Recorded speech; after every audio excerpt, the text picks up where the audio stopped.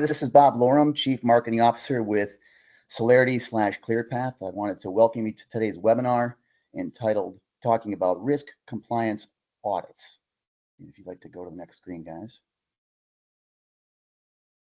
We've got a Teams pop up on the screen. There we go. There we go. Yep. All right. So again, welcome to today's webinar. We've got a variety of different constituents from multiple different utilities across the country that are involved in this webinar today. Go to the next screen, guys. There we go.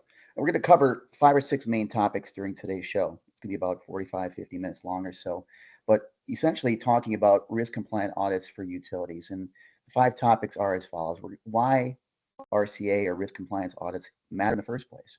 Also, there's a lot of variety of applications for RCA and the uses for them that you need to be aware of, and we're going to cover some of those with our 3 esteemed speakers today.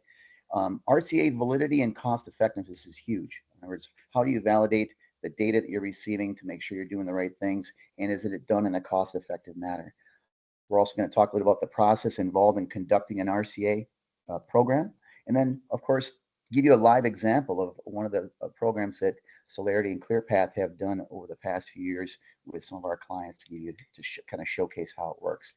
As the webinar progresses today, if you have questions, please feel free to put them in the Teams chat box, and what we'll do is we'll answer those at the end of the show. That way the gentlemen can continue their content without interruptions as we progress. And then lastly, tomorrow morning, once the webinar is done, the recording is all set, we will send out one more email to everybody that RSVP'd with a link to our post-webinar landing page where you'll be able to download the slides in PDF format, watch a recorded webinar if you'd like to again, as well as take a quick survey to let us know how we did. So with that, I'd like to tell you just a little bit about our company, just so those of you who may not be aware of the relationship between Celerity and ClearPath are more clear on this. So ClearPath is a subsidiary of Celerity, and ClearPath Utility Solutions basically orchestrates a leadership role between construction companies and vegetation management field services. You can see the services on the right-hand part of the screen here. It's a combination of emergency and non-emergency response services, essentially to help public utility companies assess, plan, and execute veg management projects in the field as they evolve and grow. In short, what we're really doing is we are empowering power, and even more specifically, we're empowering the people behind the power that make things happen. So that's enough about us. Let's talk about the topic at hand today and introduce the speakers. So again, as I mentioned, we've got 3 esteemed speakers with a lot of experience in all aspects of risk compliance audits and other areas in the electric utilities industry. So Ryan Corpella is the president at ClearPath and runs a couple of divisions of our company here at Celerity. 32 plus years experience in overall electric utilities industry, extensive construction and veg management experience. He's got all kinds of certifications that you can see on the lower left-hand side: project management, board certified arborist, and safety management specialist. So you're in really good hands with Ryan. Ryan's going to be joined intermittently by Mike Tilley, who's the VP of Business Development at ClearPath. And Mike's got a ton of experience as well, 28 years in the utility construction industry, 12 years as an industrial environmental consulting expert, civil and environmental engineering expertise, and even had formed one of his own companies back in 2001 very successfully. We're also joined by a third-party subject matter expert named Ron Adams, who with a company called Right Way Utility Solutions, who's got even more experience than these 2 guys. I'm not trying to say we're all a bunch of old guys here, but we got a lot of acumen under our belts here. 17 years in veg management at Duke Energy prior to his running his consulting business. And he's also the former chair of the NERC standard drafting team for that long-winded acronym you see below. So with that, you're going to hear content and voices from all 3 of these guys, but we're going to kick it off with Ryan Corpella, who's the president of ClearPath. And Ryan, why don't you tell the audience a little bit about yourself, a little bit deeper, and then we'll get right into the content. So Ryan, here you go. Sure. Thanks, everybody. Yeah, it's exciting to walk everybody through our first webinar for ClearPath, and the risk compliance audit is a great topic to talk about. Fits a lot of my career really well, as you know, we've stated 32 years of experience. One of the big things that I've enjoyed in my career is I've worked for about 30 different utilities over the course of time, because in most of my career I was a contractor that did utility line clearance, construction, and other utility related services. So I really got a very broad based overview of utility operations, utility risk, in all of those associated things in a big cross section of the country. So rather than having a concentrated experience really in one area, I've got to experience a lot of utility challenges all over. In 2019, I came out to California and have been helping with some of the utility vegetation management challenges out here. And of course, California is a very dynamic market. It has a lot of unique challenges that aren't necessarily a model for the rest of the country, but a lot of things that are being learned in California are directly applicable to other parts of the country as well. So this kind of latter part of my career, being able to work in California, has been great experience. We've learned a lot. We've learned a lot about risk and managing risk. And we're trying to take some of that combined with our other across the US experience and really kind of package that into this product that is the risk compliance audit. So if we want to move to the next slide. So the risk compliance audit, it really is based on answering a couple of key questions. How do you know what's going on your utility system? Are you in compliance? That can be vegetation management. It can be assets such as wood pole inspections, overall reliability scores, and also just things like what is your resiliency for major weather events or fires? And the risk compliance audit can help uncover those areas, help uncover areas where you may have risk that you don't know about, and really help define that so you can make educated decisions. What risk are you holding on your system overall? Do you have a good insight to the level of risk that you're managing? And are your programs, a variety of programs, veg management is a large one, asset inspection programs, data programs, are the programs that you have delivering the results that you expect? And are those results accurate? And that's what those are the types of things that the RCA can help you uncover. So if you want to go to the next slide. So what is an RCA and why does it matter? Number one, it's a very customizable product. The risk compliance audit is going to be based on an individual utility's needs, and those needs are going to vary significantly from different parts of the country, different regional and climate types areas, different vegetation management needs. So we can customize a compliance audit in a very low cost way and provide a high value, statistically valid, field and data based risk assessment on your system. And there can be several metrics. We can define that. We work with each utility to set up the RCA. And then when we actually implement the RCA, we provide the results and the data that you're looking for. One of the big things, and we'll talk about this more, is the way that we set up an RCA is that it is designed to be a holistic snapshot of your system, and it's done in a statistically valid way so that the audit results that we do can be extrapolated to be a representation of your entire system. And that's a very key point that we'll discuss some more. Do you want to go to the next slide? So this is a very important slide in our overall presentation, and there are some very key differences in a risk compliance audit from other audits and quality control, quality assurance type work that utilities may already be doing. The RCA is very tactical. It's a fast process. It can be defined in a variety of different ways. It can be done on a low cost way that then can define other corrective actions if needed. And it complements some of the other work that is being done. The RCA is not designed to replace existing programs. It's designed to validate and provide very relevant data across the system and catch gaps that other programs may be missing. And some of the key differences is the RCA is not designed to be workflow based. We are looking at the entire system where any point on the system, typically defined by an asset, which would be a pole or a structure.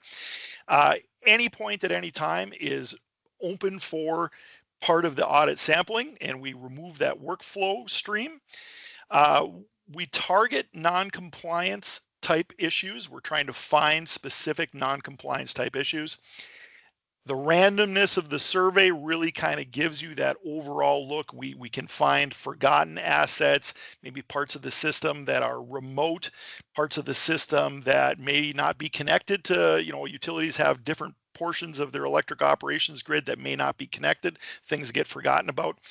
And the statistical data can be extrapolated to go system wide. So, Mike or Ron, would you like to add some points to this slide?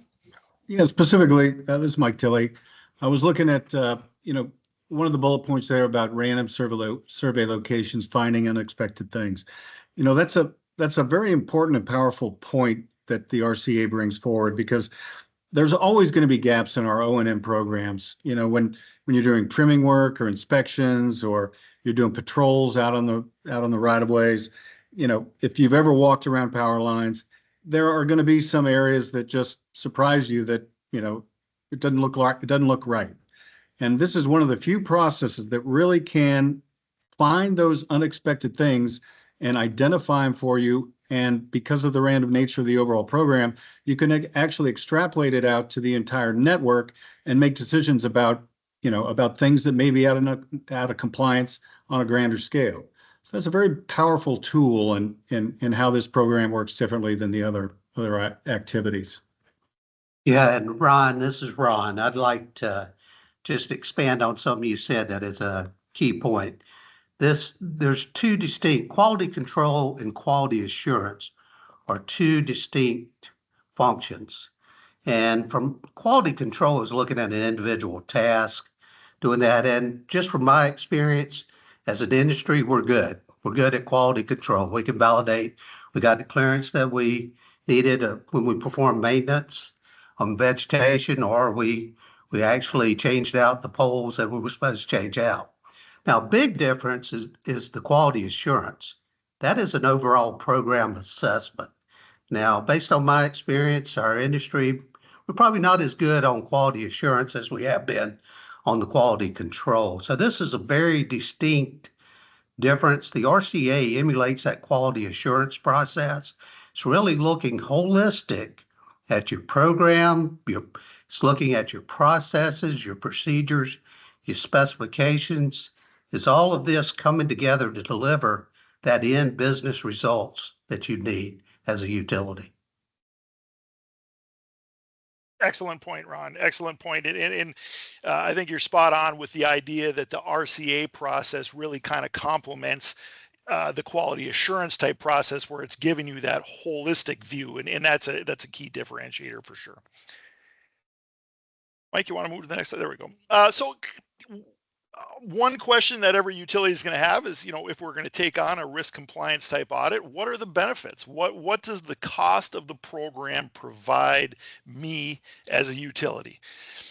And there's a lot of benefits. It's that holistic system-wide view of your compliance status, and it really can help you catch things that aren't working well, things you may not know about, and therefore you can get ahead of them before they become a larger problem. If that's a regulatory issue, if that's a compliance issue, if it is a maintenance and operations issue where things are not functioning the way you would like to have them function. It gives you that early warning system for strategic risk management. It can provide you compliance and trend line data, especially if you perform the RCA in multiple iterations, which we'll discuss in our case study. And it's independent from any other task-based audit. So it really kind of gives you that true third-party type validation of other programs to really kind of bring that in, make sure there's no skewing of the data, no, legacy issues that you're trying to overcome. We can provide that true kind of independent validation of what's going on. The RCA can really help define areas that are deficient, and then can provide a utility a framework to develop continuous improvement and corrective action programs, and do that on a targeted and cost-effective basis for new programs. Make good decisions and don't correct things that don't need to be corrected, correct the things that actually are causing the problems. The statistically valid data that an RCA develops in the way that we follow a very strict process to maintain statistically valid and actuarially valid data is very important for electric operations teams, risk managers, and one thing that's driving a lot of movement in the industry right at this particular moment is insurance companies and investment groups. They don't typically operate on the same data that we may use on a day-to-day operations basis, but an RCA speaks their language. We're providing a statistically valid data set that they can interpret, and they can feel comfortable that the risk that they're taking on is being managed well. We can get into apparent cause. Root cause analysis is a little deeper, but we can get into the cause analysis if problems are found, and really correct those non-compliance type issues. And it's very important to know that, oh, go ahead. I would like to just jump in there because I think this is a real key part of it. We'll be talking about it again later when we look at some of the, the case study we're going to look at. But the way we build up these RCA programs, it's very focused on potential non-compliance issues. So when we build up the data set we're looking for, we have boots on the ground, we're looking at all the various factors out in the field. There are going to be multiple levels of non-compliance. We're going to be looking at immediate non-compliance. There could be cases that need some kind of immediate response because it's, something's touching the wire and an immediate threat. There are short-term non-compliance situations, and there are longer-term ones. So some of those apparent and root cause analysis that follows up on those things are going to be really key. Some of them may not be, critical in the immediate time frame, but they could make major effects on your overall operations down the road. So that is a very key component of how we build this thing up and really filters through the entire process. It really does zero in on the non-compliant issues and makes it's a big part of the overall process. So. Excellent point, Mike. And kind of the last bullet point, but goes hand in hand with what you just said as well, is the RCA is tailored to those specific compliance concerns that a utility may have or in a specific region. So that adds additional value. Down in the corner there, and people can review the slide deck later, there are some deliverables and other things that scorecards and other things that we can provide as an offshoot of the RCA. And again, all of those types of things, deliverables, are customizable. So if we want to move to the next slide, please. Ron, before we do that, go ahead, Ron. Let me make one comment here. I think this builds the foundation for a data-driven process. Think about human performance tools, particularly situational awareness. People, a lot of times, you may have a perception of what you're managing, intuitive knowledge, tribal knowledge of the expertise you have in the field, but this really begins to give you that hard data to really drive decisions that are based on data-driven decisions that give you take you from that intuitive perception of what's going on to the actual reality of what's truly out there in the field. So thought I'd add that point. Thank you. All right, let's move to the next slide. So this is more of a visual slide, but the RCA can provide some key performance indicators, metrics, and outcomes. In general, the goal of the RCA is to increase reliability, increase safety, customer satisfaction, make sure that, outages and just operations are functioning as well as they possibly can. We're also trying to increase compliance and be able to measure that and validate it so that that your program is functioning well and you can see those trend lines at an acceptable level and heading in the right direction. It's very important. And we want to drive down risk. We want to drive down risk system-wide, and we want to really capture those areas that maybe you had unknown risks, and also being able to measure and perhaps anticipate unexpected risk, remove the unexpected part as much as possible so you can make good operating decisions. And one of the large benefits of all that is over the course of the time is you can identify cost savings, you can maximize the efficiency of your operations, you can validate that things are working well, you can provide that type of reporting to the stakeholders that would look at all of that and really maximize the overall efficiency of your programs. And I think those are some of the outcomes that an RCA tries to develop at all times. So let's move on to slide 11. So an RCA can be developed for a variety of utility and regulatory applications. The RCA can be very targeted, target one specific area. It can also look at multiple areas at once. Of course, there needs to be a level of synergy, and it needs to be designed that if we're going to be auditing multiple facets at once, we need to do that in a valid way.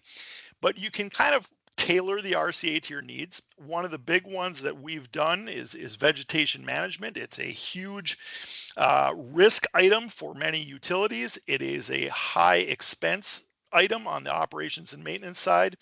And we've seen a lot of issues with vegetation management programs over the course of time that have not been prepared for major events, wildfire risk, ice storms, windstorms. Is your vegetation management program, your contractors, your inspection, your work assignment, is it all working the way that you think it is? And so vegetation management is a great area to utilize an RCA to kind of measure how your program is working. But we can combine that as well if we're going to go out and look at vegetation management in our statistically selected areas. We can get into things as well like asset management, and a great fit for that is abnormal operating conditions. Is there anything wrong? Is there a defect, a broken cross arm, frayed wires, broken insulators? We can get into wood pole inspection. Are your wood poles do they look the way you expect them to? Are they being inspected? Do you have things that are getting missed? And we know that we've had some major utilities recently have some wood pole issues that they did not capture. They were as an unknown that caused a major event and then turned into a major liability for the company, which is what we're trying to find and avoid. There's definitely going to be a wildfire risk component of that, and again, that can be incorporated into the RCA. Looking at all of these things, assets, vegetation management, abnormal operating conditions, the general health of your system, every single one of those has a wildfire risk relationship.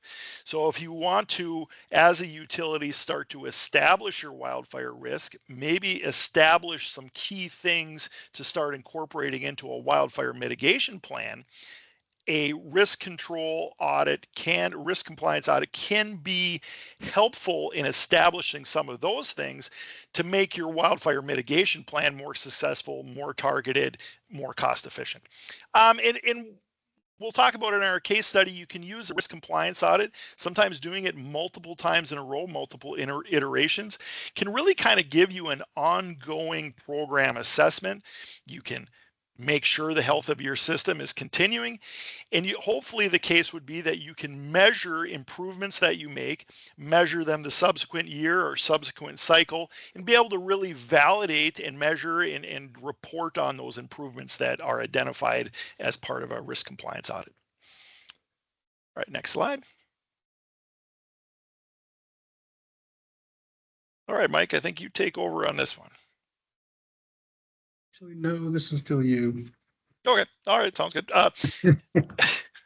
So risk compliance audit, validity and cost effectiveness. So the RCA statistical basis, and we've touched on this, is recognized for rate case and actuarial type purposes. We go out of our way to maintain that statistical validity so that the results can be extrapolated in an accurate fashion for the whole system. That can be very useful for regulatory reporting, risk-based reporting, as we've discussed. The foundation of the project is a sound statistical analysis, and the findings represent your entire network. RCA implementation is highly cost effective. Of course, the cost can vary a little bit depending on how big your system is, how many things we're measuring, what the overall basis of the RCA is. You can also pick some statistical levels, how accurate you want the RCA to be. That's going to increase or decrease the number of sampling points. All of that being said, the RCA is still overall in a budget on any utility is going to be a relatively small cost to provide very high value results that then can help drive down costs and increase efficiencies on the larger budget portions of your system. The RCA process can be one-off. It can help identify major issues, especially if you have some perceived issues that you want to kind of get a handle on, validate that, be able to implement corrective actions. A one-off RCA can be a very powerful tool. But again, an ongoing or cycle-based RCA can be a very good, programmatic tool to continue to measure how well your program's doing and do that on a low-cost basis on a periodic time frame. And then the feedback loop of findings can drive risk-aware continuous improvement. And I think that's an important subject from the fact that all utilities, and we're even seeing it in the news cycle today, utilities nowadays are facing risks that they haven't had before. We have increased electrical demand. We have wildfires happening in areas of the country that we weren't originally inspecting. We have weather-related events that are happening in areas that, hurricanes are causing flooding. We have wind events. We have all of these things happening that really are increasing the risk of a utility. So the RCA can be a tool to kind of stay ahead of that ever-evolving risk and make sure that your utility is on top of it and managing things beforehand rather than reacting.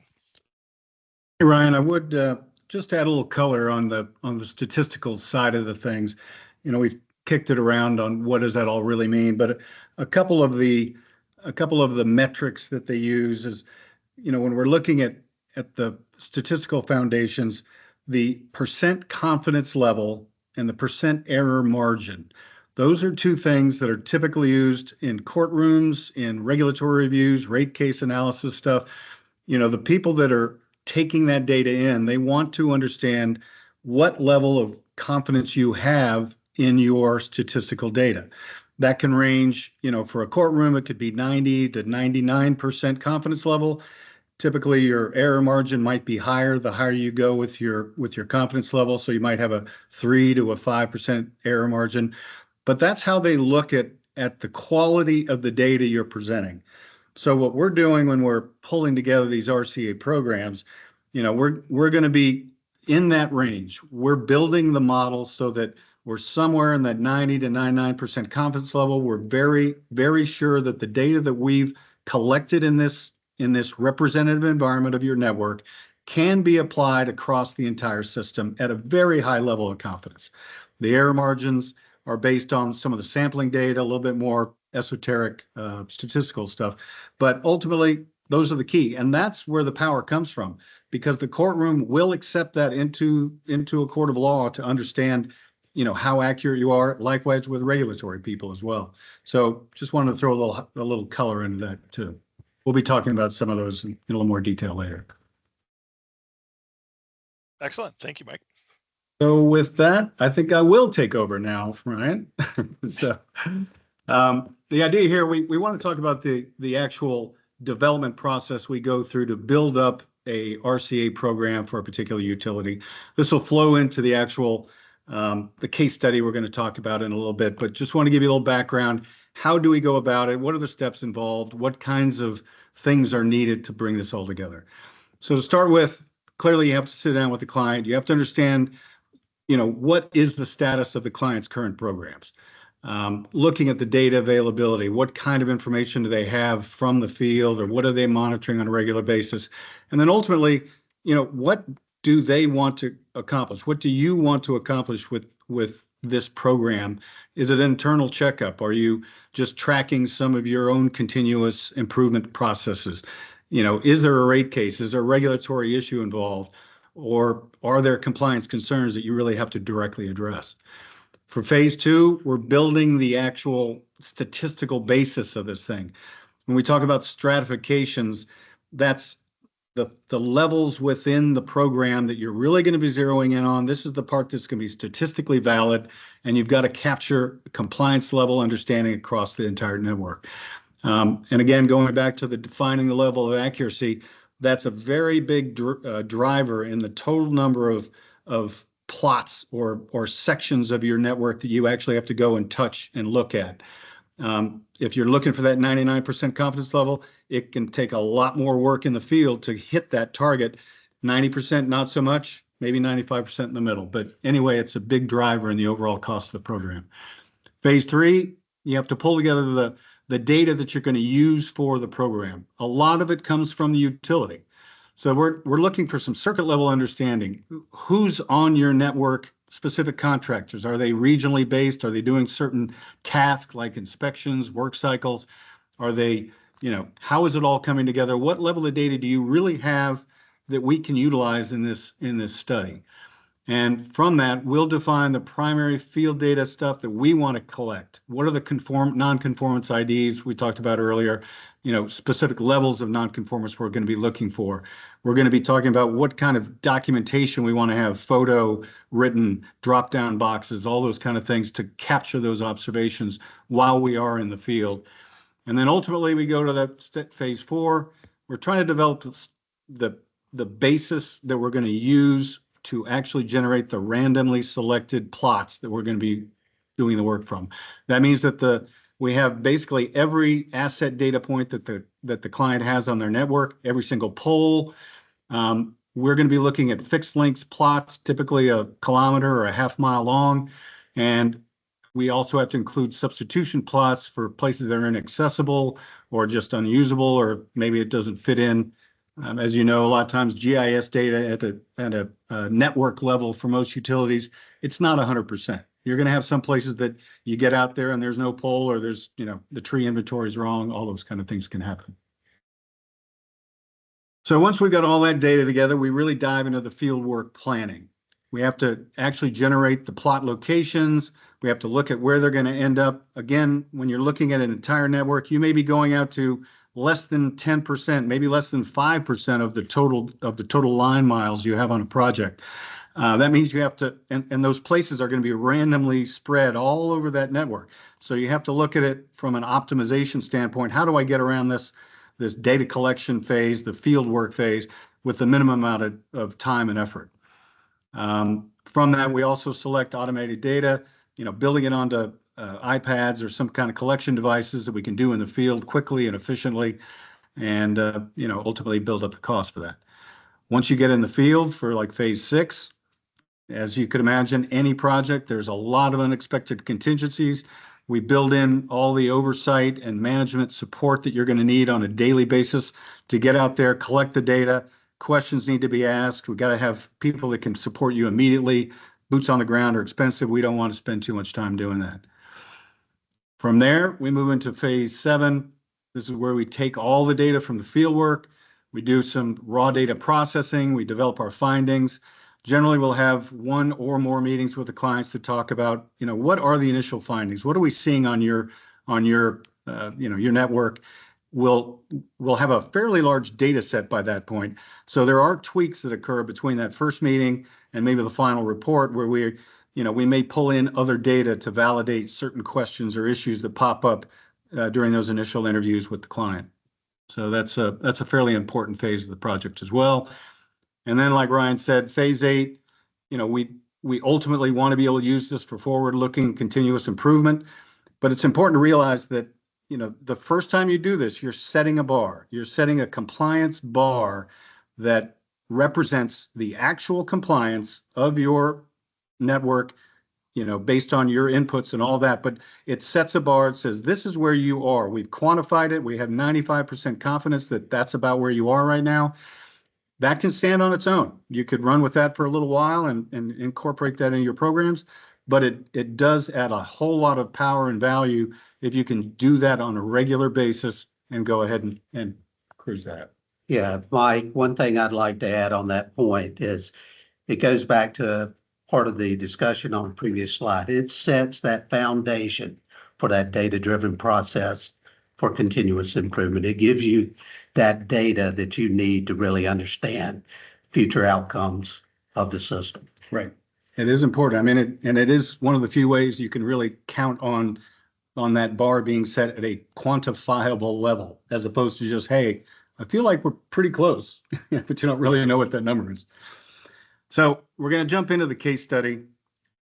This is a veg management-based study that we did actually starting in 2015. It has gone on for 4 separate cycles of ultimately different RCA analysis that we did between 2015 and 2023. So there were 4 separate operations we did. The first one was probably the biggest one. And, it kind of built up the entire process. And the program we did was actually for Hydro One. They're a large Eastern Canadian utility. And when I say large, they're very large. They extend all the way from the boreal forest near the Arctic Circle all the way down into suburban territories near Toronto. So it's a very big area, covers a lot of ground, and I think ultimately they have over 120,000 kilometers of distribution line. Obviously, we couldn't possibly go and look at all those, but there were some significant issues that had to be addressed. They had a ton of tree-caused outages, major cost overruns on their VM programs. Their cycle times were 8 to 9+ years. The way they would do it is they would just come in and they would roll through and clear cut everything about every 8 years. And by the time they came back, they were having a huge amount of tree-caused outages again. Ultimately, there was a regulatory driver that really forced them to keep moving on this program. And they ultimately had the goal, they needed to find an alternative VM program and process that could better achieve that balance of reliability, regulatory goals, and the costs, which was not an easy ask at the time. So the program concept, we came in, ClearPath jumped into the mix.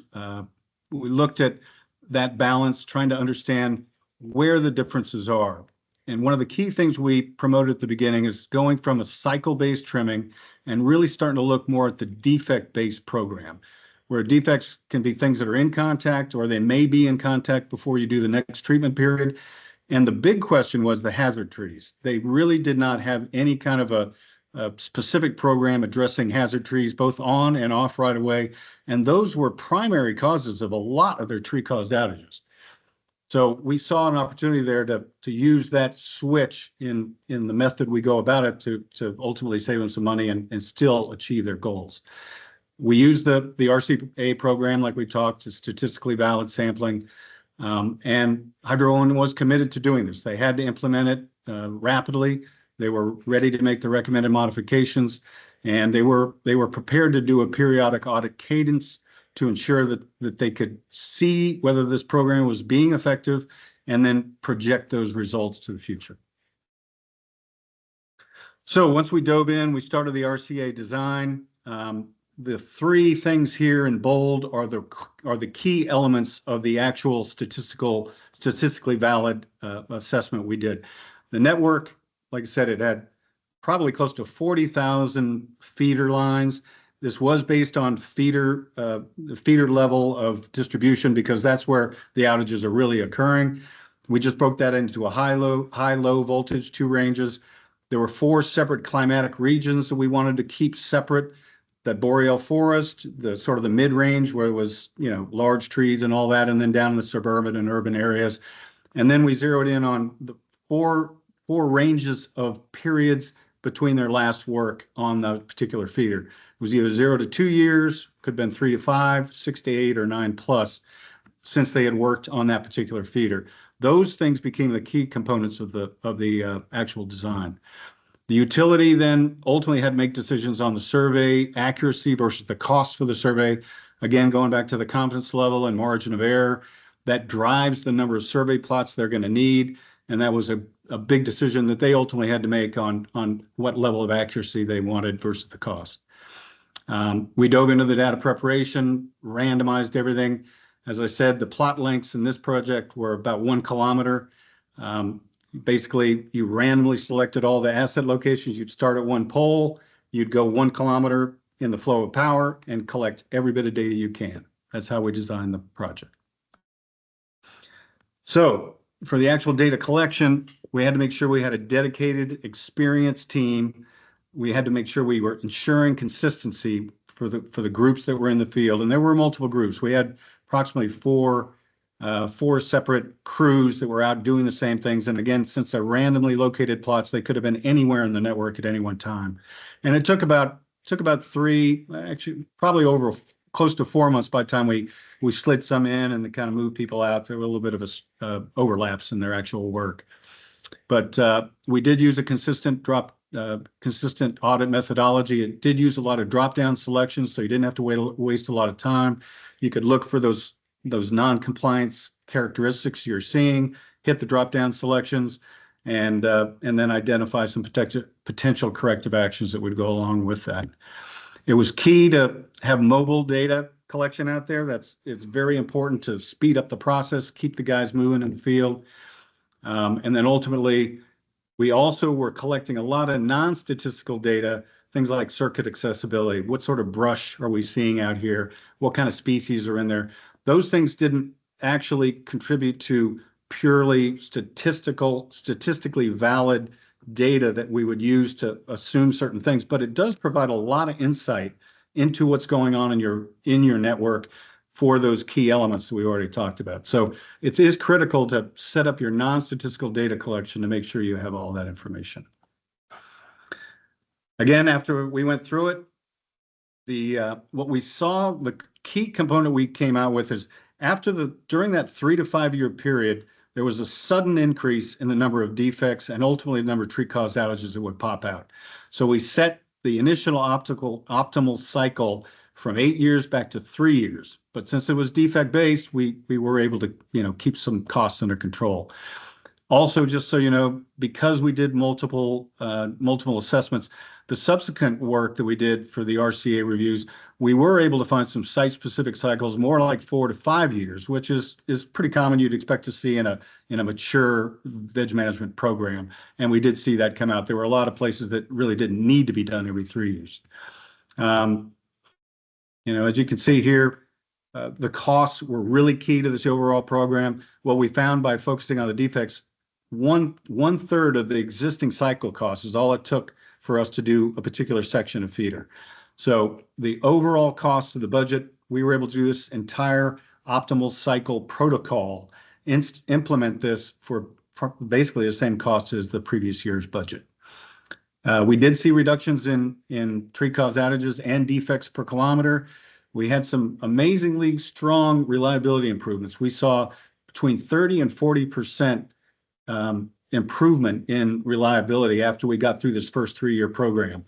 Very strong, response, and the client was very happy with that and was prepared to move forward and continue that.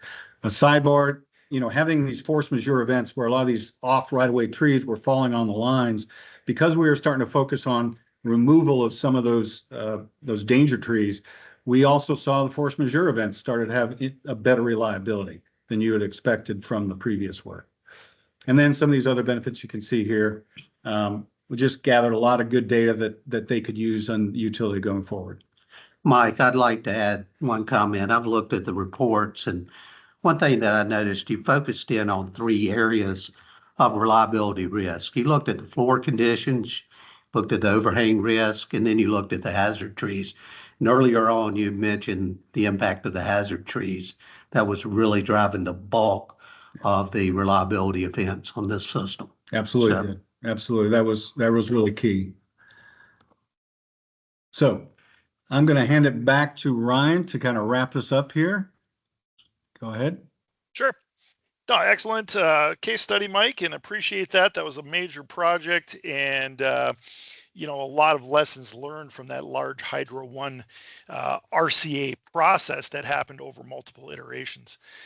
So, key takeaways from our presentation is, back the RCA process. It is a way to answer the question, how do you know? And there can be a variety of questions of what you're trying to answer, but how do you know? We measure your existing programs to prove that you are delivering the business results that you expect. And I think that's very important. That's important for not only, the departments and the managerial people and your own operations, but also for the stakeholders and the customers as well, and regulatory agencies. The RCA can be very cost effective. As was demonstrated in the case study, the risk compliance audit was actually a very low cost that developed the basis to implement changes that provided a lot of cost savings in other operations that were a large benefit to the utility. And that's the goal of the RCA, is to really maximize things, make things as efficient as possible. The periodic risk compliance audit can provide that trend line data exactly like what we did for Hydro One, and you can continually measure things. You can actually see the changes from iteration to iteration, and you can validate that what the programmatic changes that you're making are working, and that's really powerful data. In working with you, the customization of the RCA is very important. We build a targeted program that meets your utility's needs. It takes into account your regional risks, your urban wildland type risk, different climatic and weather patterns, all of those different things, perhaps the age of your system, the size of your right of ways. There are many different utility systems across country. We can provide a targeted and customizable risk compliance audit that meets your needs. And again, we keep bringing it up, but it's very important. One major difference is the statistically valid data quality, that you can use it anywhere, and you can use a relatively small audit to extrapolate the health of your entire system. And that is a very powerful tool. And it also meets the needs of the regulatory agents, the insurers, the investment groups, electric operations groups, other people that want to use this data. You can provide that to them in a way that they feel is valid for their needs, and they're confident that it's going to provide the results that they need. So I think that's very important. So next slide.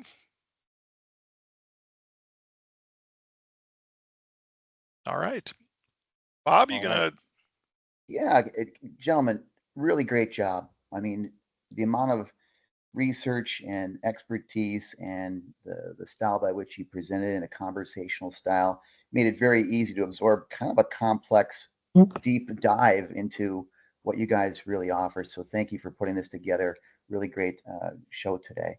We do have several questions, some of which were sent to me previously and a few that were live. So I'm going to go through these, kind of paraphrase them. If you guys could answer them as a group or individually amongst yourselves, and we'll keep the process going here. So got a question from Ian, who throughout probably about the middle of the webinar asked a question, which I think is a really, really interesting one that's all prevalent in with the world of AI and et cetera, in the demand for electricity. So Ian's question is, he wants to know, what's the relationship between the risk of liability to utility organizations and the increasing demand for electricity?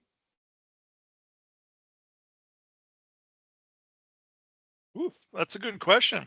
Yeah, I thought so too, as I wanted to put it first. Well, I think this will be a team answer, but one thing I'll jump in there with, so the risk, one of the things that's happening, and we're seeing this across, multiple areas, partly population growth, much more reliance on electricity for vehicles, electric heat. Everybody's got multiple TVs, all these different things happening. And then you get into some things like AI, data centers, Bitcoin mining operations, these other things that are, probably we would have never really anticipated 10, 15 years ago. What a lot of that type of stuff is taxing in really maxing out our legacy electrical grid. Now, granted, many utilities are investing billions of dollars to upgrade the grid. We're building new transmission. We're bringing renewables on. We're doing a lot of things to stay ahead of that. But are we doing it fast enough? And then I know, on the east, many of the utility distribution systems especially are quite dated. And we have the same thing here in California. We have a high population base. A lot of this utility system was built, 30, 40, 50 plus years ago, and it was not designed for the number of people. It was not designed for the extreme heat we're having, and it wasn't designed for the new electrical demand that we have. So what happens is when you max out the system, you create failures. You're pushing things to operate at levels they weren't necessarily meant to design on or designed to operate at, and it increases that risk. I mean, there's a direct correlation between that. And then you put in other challenges. We now have increased demand, and now you also have more regulatory scrutiny. You have more landowner pushback on vegetation management. You have certain litigation type problems in parts of the country where people simply don't want you to maintain the electric right of way. You combine that and you create a much higher risk level. So I think there's a direct correlation to that. But Mike or Ron, or you got any additions to that? I'll chime in here, Ryan. You hit on the aging infrastructure. That's a big risk, and that's a liability. And utilities are going to have to manage that, and they're putting rate cases together to replace that infrastructure, and a lot of new installations, substations, line rebuilds, things of that nature. But two other key things that come to mind right off: customer expectations are ever increasing. Our customers have got so fixed on the expectation of having power all the time. They flip the switch, the lights come on. They expect that. They pay a bill for that. But also, we've got weather conditions that are changing. Just think about the hurricanes that recently occurred, particularly the folks up in North Carolina mountains who still are without power. The infrastructure is totally destroyed. Those are some of the challenges: the storm hardening, storm resilience, things of that nature are some of the other issues that the utility industry is going to face moving forward. Yep. Okay, I've got another question here, kind of a universal question. I know that these programs, the RCA, can be malleable for large, small, huge projects, right? Is there roughly how long does it take on average to conduct an RCA audit? And is it a one-time thing or is it a ongoing thing? Well, I'll jump into that one to kick it off. I mean, as we showed with the Hydro one, I think the beauty of what we're talking about is regardless of the size of the network you currently have, the numbers we're looking at to actually get onto the ground and go survey the actual conditions can be anywhere from, definitely under 10%, 5% of your network line miles down to, less than 3% if it's a large place. So the Hydro One, when the initial project really only took about 4 months to execute on the ground. There's a lot of work on the front end, there's a lot of work on the back end, and then it becomes part of the ongoing process. So it gets incorporated into the utilities, day-to-day activities and just trying to make their operations go better. So, I think that's one of the key factors of this is the ability to get in, get out, get a sense of what's going on. And like I said, the first time through, you get a quantifiable bar that this is kind of where I'm at relative to the compliance issues I have. Do I need to get better? Am I ahead of the game? Can I compare that with my competition? Those questions start getting asked, and you make changes. At some point down the road, it absolutely makes sense to come back and do it again, and maybe again later. There's some kind of periodic cadence. It doesn't have to be annual, but some period of time, you're going to want to recheck that bar, requantify it, and make sure you're straight. Excellent. Yeah, Mike, let me, sorry, Bob, one quick thing on that too is I think some of the best results from a risk compliance audit can be done, extrapolated from multiple iterations. We have talked to some utilities in very high risk areas of the country that, perhaps a ongoing risk compliance audit program that you actually kind of have some full-time staff that operate for multiple years could be of value if your risk is high enough. Now, this would not be a large team. It would only be a few people, but they would do the risk compliance audit on an ongoing basis to really provide that ongoing risk snapshot. But that's only going to be a need for certain utilities that have, risk that they're trying to define, or there's other benefits to having that high level of auditing going on. So. Excellent. Got another question here, guys. Ryan, as you mentioned earlier in the presentation today, this is highly customizable, right? Based upon a specific utility's needs, wherever they might be in the United States or Canada, or et cetera. Are there any particular, let me back up a step. There's a lot of processes and different things and audits that these utility organizations already do internally. Are there any recommended steps to transition from an established utility process to integrating an RCA program?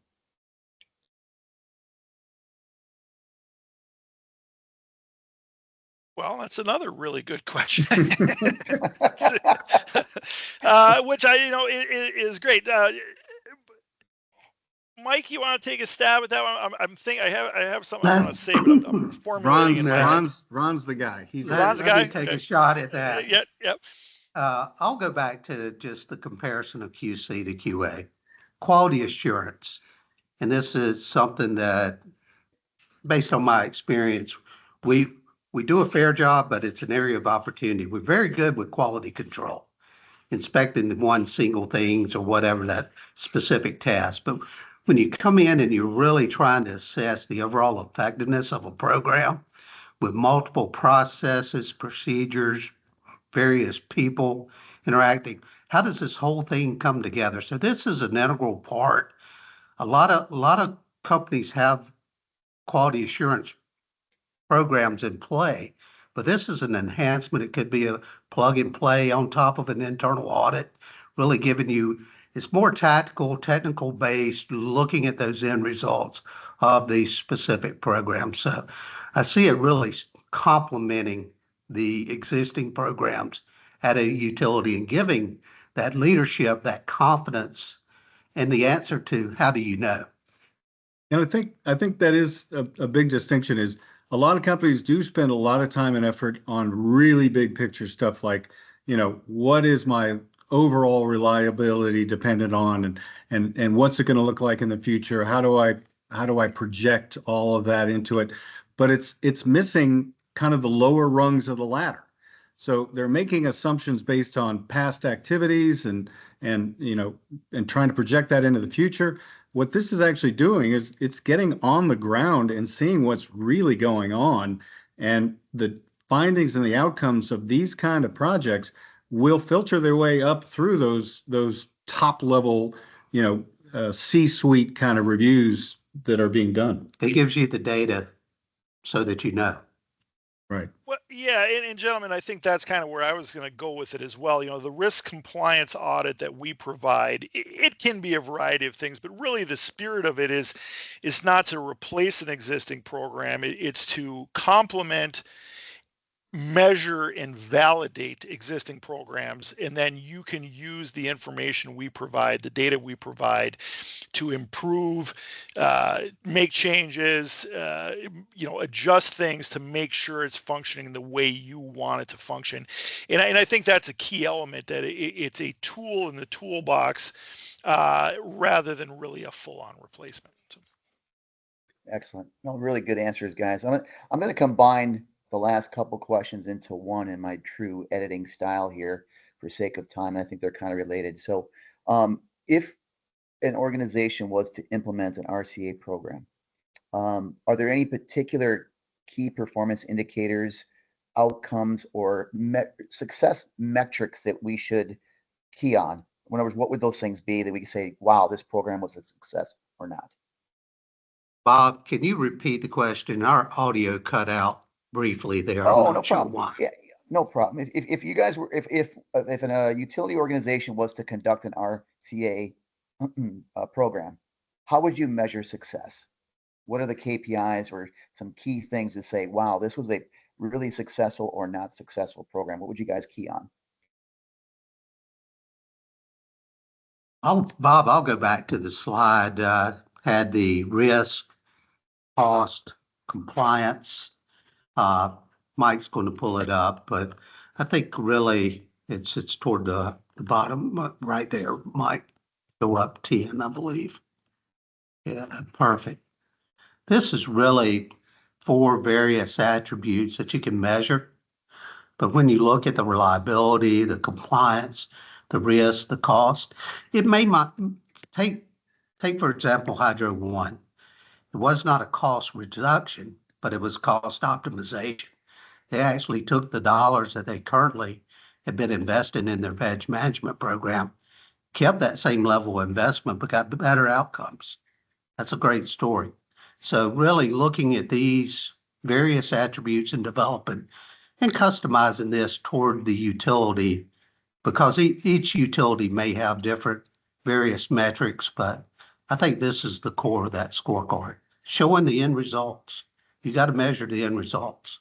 That's where the value is. Yeah. And I think with the customization of these programs in the early stages, you guys would help define that with the particular client. Say, hey, let's establish these early on and aim for those as we progress. So again, really great job, guys. You want to segue back to the last slide. We'll wrap things up here. We're right at the top of the hour. Again, I want to thank the presenters and the people behind the scenes who helped put this webinar together. Really great job. Powerful information put into a very succinct, easy to understand way. So really nice job on that. Again, I want to thank all of you that attended. And I'm going to be honest, this is only the third installment of our educational content series. So it's our third webinar. We're doing one per month. And unlike a lot of webinars where you have, let's say, 100 people sign up, only 50% show up. We had 100% of everybody who signed up showed up today, which is, I've never seen this in 15 years of my marketing career doing webinars. So obviously an important topic of interest to our target audience. So thank you for all attending. As I mentioned earlier, stay tuned tomorrow, probably in the afternoon sometime, East Coast time, to get one more email from Celerity/ClearPath with a link to our post-webinar landing page where you can watch the recorded webinar, share it with your colleagues if you like, as well as a copy of slides in PDF format. So if you want to dive deeper and extrapolate information from there, and also a quick anonymous survey you can take. It's 2 questions to let us know how we did and if there's any areas for improvements. And quite frankly, there's other topics you'd like us to tackle next time. Also, as our company is segmented into 3 different divisions, with ClearPath and the RCA team being one of them, we have another webinar coming up on December 18th with our e-discovery team that's going to be marketed in the near future. So you have an interest in the e-discovery aspects and the legal aspects of data. Make sure to stay tuned for those marketing campaigns as well. With that, I wish you a great morning, afternoon, or night, wherever you're at, and thank you for attending. We look forward to seeing you on another webinar soon. Take care.